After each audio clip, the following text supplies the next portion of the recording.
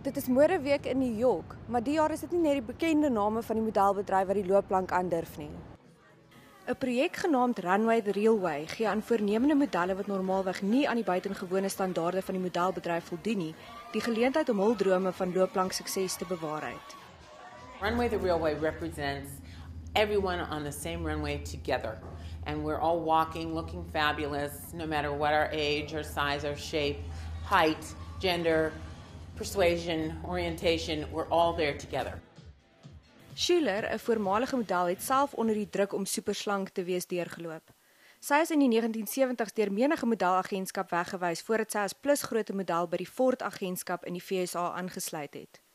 Na 'n suksesvolle loopbaan as model word sy nou gesien as 'n kampvegter vir plusgrootte modelle. Haar droom is om haar boodskap wêreldwyd te versprei. We'll be able to allow people to realize their dreams of being maybe designers, maybe models.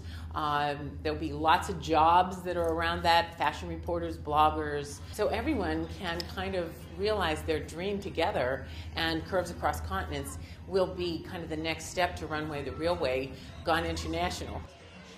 Plaaslike fashionistas sal bly wees om te hoor dat Suid-Afrika een van die eerste lande gaan wees waar die projek geloods word. Helene Nieuwenhuys, E-nuus, New York.